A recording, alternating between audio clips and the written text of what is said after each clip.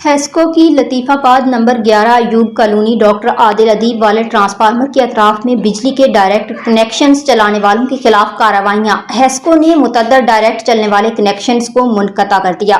Hesco की अचानक कार्रवाई में सियासी आशीर्वाद से डायरेक्ट कनेक्शंस चलाने में मुलव्विस अफराद में खलबली मच गई। हेस्को में निचले तबके के मुलव्विस मुलाजिम भी खौफ का शिकार। 2-7 के इलाके कॉम्प्रिहेंसिव अयूब कॉलोनी के अतराफ में हमने आज कार्रवाई की है, जिसमें हमने डायरेक्ट कनेक्शन करवाए। अभी काट रहे हैं हम तकरीबन 50 से ज़्यादा हमने डायरेक्ट कनेक्शन डिस्कनेक्ट करवाए हैं।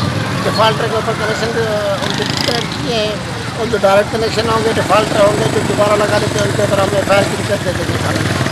जिनके हमें प्रॉपर एविडेंस वगैरह मिलेंगे तो वो हम पुलिस में देंगे, उनकी एफ.आई.आर के लिए रिक्वेस्ट सबमिट करेंगे। पेमेंट कोई अभी तक खास नहीं हुई है, बकाया जात है बहुत ज़्यादा, लेकिन इस इलाके के अंदर कोई खास पेमेंट हमें अभी तक नहीं मिली। लोगों को हमने डिस्कनेक्ट किए, मे भी उसके बाद वो पेमेंट कर लें।